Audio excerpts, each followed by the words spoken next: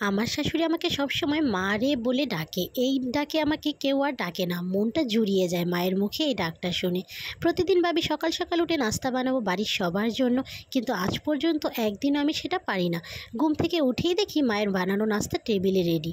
আমি মনে হয় সকাল সকাল উঠে শাশুড়ি হাতে গরম গরম পরোটা আর চা খাওয়া বউ। অন্য শাশুড়িরা দেখি বউকে বলে এটা করে দাও সেটা করে দাও। আমার শাশুড়ি আমাকে কোনো কাজ করতে দিলে সেটার সুর অন্যরকম হয়। উনি আমাকে কখনো কিছুর অর্ডার করে দেয় না। খুব মলিন কণ্ঠে বলে, মা রে একটু পেঁয়াজটা কেটে দিতে পারবা, মা রে একটু ঢাকনা তুলে তরকারিটা নেড়ে দিতে পারবা।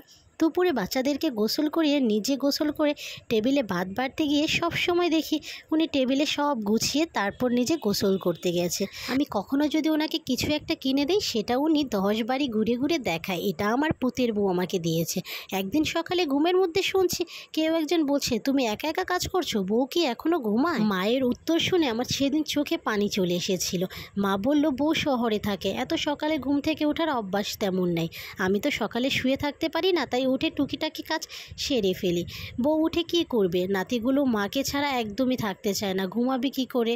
থাক, বউ ঘুমাক, কী দরকার সকালে উঠে বসে থাকার?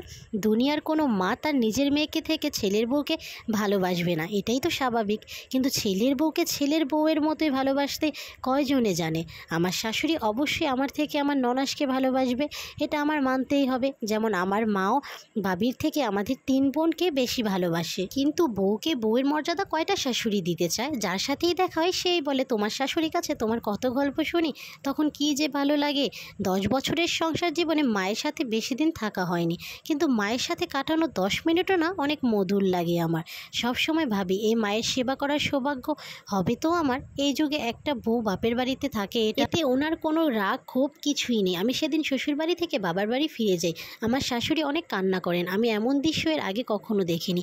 আমার দেখা যত শাশুড়ি আছে, যেমন আমার নিজের মা, ভাই বোনের শাশুড়ি, কাজিনদের শাশুড়ি, তাদের নিয়ে বউদের অভিযোগের শেষ নেই। কিন্তু আমি এখন পর্যন্ত অভিযোগ করার মতো আমার শাশুড়িকে নিয়ে কিছুই খুঁজে পাই না। আমার খুব ইচ্ছা বাকি জীবনটা মায়ের সাথে কাটানো, কিন্তু উনি গ্রাম ছেড়ে নিজের বাড়ি ছেড়ে কোথাও যেতে রাজি নন। আবার আমিও গ্রামে যেহেতু অভ্যস্ত না, আবার শহরে পড়াশোনা আছে, তাই মায়ের সাথে এসে কয়েক মাস থাকতেও পারি না। উনি কখনো এসব নিয়ে কাউকে অভিযোগও করেনি। কত মানুষ উস্কে দিতে চেয়েছে, তবুও না। ওনার বিশেষ কিছু অবদান থাকলে উনি সেটা সরাসরি ছেলেকে না বলে আমাকে বলেন, আমি যেন ছেলেকে বলি। এটা করে উনি আমাকে ছেলের সহধর্মিণী হিসেবে মূল্যায়ন করেন।